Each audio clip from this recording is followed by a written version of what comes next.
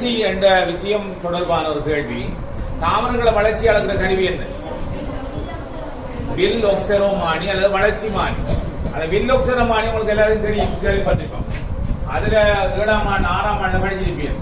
அதுல என்ன செய்வாங்கன்னா, இதான் ஒரு தாவரம் என்றா தாவரத்துல வந்து இலைகள் இருக்கும். அதுல நுனியில வந்து என்ன செய்வாங்கன்னா, நுனியில வந்து நூலை உண்டை கட்டி அந்த நூல்ல அடுத்த பக்கம் கப்பினூடாக செலுத்தி அடுத்த பக்கம் ஒரு சின்ன சுமை உண்டை கட்டி தொங்க விடும். இப்ப சொல்லுங்க, அப்ப இது வளர ஒவ்வொரு நாளும் என்ன செய்யும்? வளரவோ வளராது. வளரக்குள்ள இது நீளம், இந்த நூல் நீளக்குள்ள நூல் நீண்டாங்க இருக்கும். சுமை மேலுக்கு கீழுக்கு போகும், கீழுக்கு போகும். இதோட சேர்த்து என்ன வைக்கப்பட்டிருக்கின்றால் ஒரு காட்டி ஒன்று வைக்கப்பட்டிருக்கு.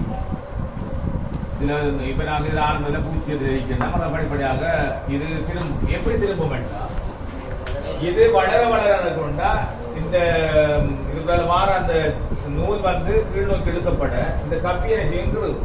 கப்பி கூட கப்பியோட சேர்ந்து காட்டி என்ன செய்யும்? பூச்சி எதிர்ப்பு மாற்றத்தை கொண்டு வரும். ஒவ்வொரு நாளும் பார்த்தோம்னா பூச்சி எதிர் அடிக்க மாட்டார். ஏன்னு பார்த்தோம்னா இது வளர வளர இது இந்த இது வந்து கீழ் நோக்கி இந்த நூல் வந்து என்ன செய்யும்? வளர வளர நூல் வந்து தொய்ய கூட இது கீழ் நோக்கி வந்துடும். இது வளரக்கூடாது, கப்பி திரும்பும். கப்பி திரும்பக்கூடாது நடக்கும், அதுல காட்டியும் திரும்பும். காட்டியை திரும்பக்கூட பூச்சி இது வந்து 2, 3, 4 அப்படி போய் தெரிக்கும். இப்படி அளக்கிற கருவி சொல்றது தாவர வளர்ச்சி அளக்கிற கருவி தான் வில் ஒக்சரோமானி. இப்ப இந்த உபகரணத்தை பேர் எடுக்க என்ன பேர்? அதுக்கெல்லாம் வில் ஒக்சரோமானி அல்லது வளர்ச்சி மானி. படத்தில் உள்ளவாறு தொகுதியை அமைத்த பின் அவர்கள் மேற்கொள்ள வேண்டிய செயற்பாடு தினமும் அளவு திட்டங்களை, அதாவது காட்டுகின்ற அளவு திட்டங்களை குறிக்க வேண்டும். தினமும் காட்டினால் குறிக்கப்படும் அளவு திட்டங்களை குறிக்க வேண்டும். அத்தோட்டத்தில் உள்ள தாவரங்கள் சில விரைவான வளர்ச்சியை காட்டின. வளர்ச்சி என்றால் என்ன? அங்கே பருமனில என்ன? திணிவுல கனவளவுல உயரத்தில் ஏற்படுற நீளாத அதிகரிப்பு தான் வளர்ச்சி. அவளுக்கு வளர்ச்சி என்னன்னா, பருமனில் அதாவது உயரம் கனவளவு திணிவில் ஏற்படும். பருமனில் அதாவது உயரம் கனவளவு திணிவில் ஏற்படும் மீளாத அதிகரிப்பு. மீளாத அதிகரிப்பு வளர்ச்சி எனப்படும். தாவரம் வளர வேண்டுமாயின் அதில் நடைபெற வேண்டிய கலப்பிரிவு, அதாவது வளர்ச்சி நடைபெற இடங்கள்ல நடக்கிற பிரிவு தான் இடையிறு பிரிவு.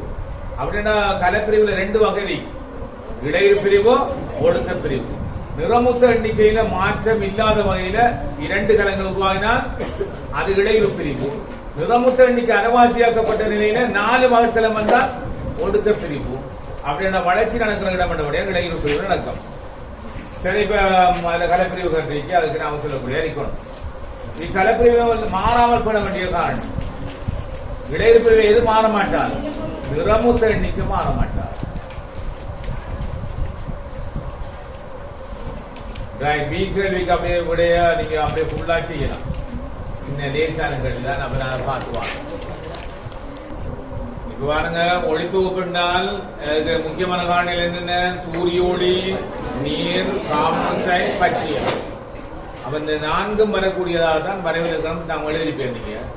பச்சையம் உள்ள தாவரங்கள் சூரிய ஒளி முன்னிலையில கார்பன் டை ஆக்சைடு, நீருங்கிற மூலப்பொருட்களை கொண்டு சக்தியம் உணவு உற்பத்தி செய்யப்படுற அல்லது குளுக்கோஸ் உற்பத்தி செய்யப்படுற செயற்பாடு ஒளித்தொகுப்பு எனப்படும். ஒளித்தொகுப்போட முக்கியத்துவங்கள் கேட்டாலும் உங்களுக்கு தெரியும். அங்கிகள் நிலைத்திருப்பதற்கு தேவையான உணவு வழங்கப்படும், அங்கிகள் சுவாசிப்பதற்கு தேவையான ஆக்சிஜன் வழங்கப்படும், வளிமண்டலத்திற்கு கார்பன் டை ஆக்சைடு பயன்படுத்தப்படுறதால சூழல் வெப்பமடைவது தவிர்க்கப்படும், வளிமண்டல ஆக்சிஜன் கார்பன் டை ஆக்சைடு சமநிலை பேணப்படும் என்கிறதெல்லாம் தெரியும் உங்களுக்கு. கார்பன் பட்டன் சிறப்பாக நடைபெற உதவும். இப்ப ரிஸ்தா வாசிங்க, அப்பம் ஒளித்தொகுப்பு என்ன எழுதிக்கிறது பார்ப்போம்.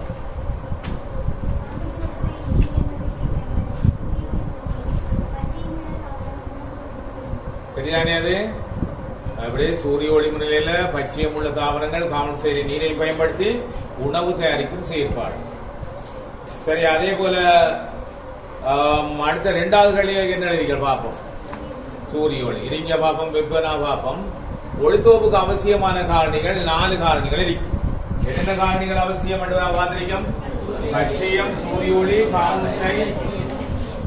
பச்சையம் சூரிய ஒளி கார்பன் டை ஆக்சைடு அதே போல நீர். இதுல ஆய்வுடத்துல எது அவசியம் என நாங்க காட்ட முடியாது, நீர் அவசியம் என காட்ட முடியாது. ஏன்னா நீர் இல்லாம ஒரு அமைப்பை செய்கிற நேரம் கட்டுப்பாட்டு அமைப்புல தாவரம் வாடி போயிருந்தால அதை நாங்க செய்யலாம் போ. அப்ப இந்த 3 காரணிகளும் அவசியமா என்று பார்க்கணும் என்றா முதல்ல தாவரத்தை நாங்க எங்க கூட வைக்கணும்? முதல்ல செய்ய வேண்டிய செயற்பாடு 48 மணி நேரம் இருள வைக்கணும். ஏன்னு கேட்டால் இலையில இருக்கிற மாப்பொருளை இல்லாமல் செய்வதற்கா செய்யப்படும். இப்ப சொல்லுங்க, பச்சையம் அவசியமானு பார்க்கணும். இப்படிப்பட்ட தாவரம் எடுக்கணும். பச்சையம் இல்லாத தாவரம் எடுக்க வேண்டியிருக்கும். சூரிய ஒளி அவசியமானு பார்க்கணும்னா சூரிய ஒளியை தடை செய்வதற்கான கருப்பு கலர் உள்ள ஒரு அமைப்பு எடுக்க வேண்டியிருக்கும். சூரிய ஒளி இல்லாமல் செய்வதற்கு. கார்பன் சைடு அவசியமானு பார்க்கணும்னா கார்பன் சைட்டாக புரியக்கூடிய சோடியம் பெராக்சைடு அல்லது பொட்டாசியம் பெராக்சைடு எடுக்க வேண்டும். அப்ப இங்க இருக்கிறத வச்சு நாம எந்த அவசியம் கண்டுபிடிச்சிடலாம். இப்ப பாருங்க, அப்பா இதுக்குரிய விடையை நாங்க பார்த்தோம்டா என்னது, தொகுதியை அமைக்கும் முன் தாவரத்தை என்ன செய்ய வேண்டும்? 48 மணி நேரம் இருளில் வைக்க வேண்டும் என்று இருக்கிறான். பாருங்கள், என்ன சரி, 48 மணி நேரம் இருளில் வைக்க வேண்டும். வினா 3 குறிப்பிட்ட செயற்பாட்டை செய்யாமல் தொகுதியை சில மணி நேரம் வெயிலில் வைத்த பின் இலையை மாப்பல் பரிசோதனைக்கு உட்படுத்தினான். அவனுக்கு கிடைத்த அவதானம் இந்த பாருங்க. இத்தொகுதியை அமைக்கவும் தாவரத்தை என்ன செய்யணும்? இருட்டுல வைக்கணும். இருட்டுல வைக்காம தொகுதியை சில மணி நேரம் வெயிலில் வைத்த பின் மாப்பல் பரிசோதனையை உட்படுத்தினான். அவனுக்கு கிடைக்கும் செயற்பாடு அவதானம் இலையில எல்லா இடத்திலையும் கரில் நிறமாக மாறும். அதாவது மாப்பல் பரிசோதனை செஞ்சால் நாங்க என்ன செய்யணும்? நீர்ல அவிச்சு அல்கோல் அவிச்சு ஓடு நீர்ல கடை போட்டு அயடிங் சேர்ப்போம். எல்லா இடத்தையும் நீர் தோன்றுமா? எல்லா இடத்தையும் தோன்றுமா? தோன்றாதா? எல்லா இடத்தையும் தோன்றும். என்னன்னு கேட்டா, இவன் இருட்டுல வச்சு முதல்ல இலையிலேயே மாப்பல் அகற்றப்படல.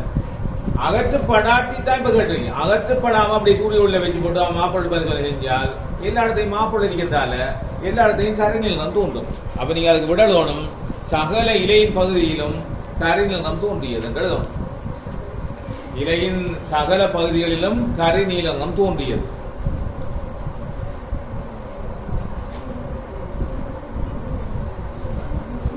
மாப்பொருளை பரிசோதிப்பதற்கு அவன் ஆய்வுடத்தில் எடுத்திருக்க வேண்டிய இரசாயன பொருள் மாப்பொருளை இனம் காண்பதால் அயடின் கரைசல் தேவைப்படும். ஒளித்தோப்பு செய்யும் நிலை நிலையங்கள் எளிய நிலையங்கள் என்ன நினைக்கும் பாருங்க. உடைக்கல விளையம், ஒட்டுக்கல விளையம், வல்லறுக்கல விளையம் 3 ஒளித்தோப்பு செய்யக்கூடியது. உடைக்கல விளையமும் ஒட்டுக்கல விளையமும் இருக்கிறதெல்லாம். உடைக்கல விளையம், ஒட்டுக்கல விளையம். சரி, அடுத்த வேலைக்கு போம். உயிர்ப்பாக தொழிற்படும் உரிய நிலையத்தின் தொழில். உரிய நிலையத்தின் தொழில் உணவை கொண்டு செல்லுதல், உணவை கடத்தல்.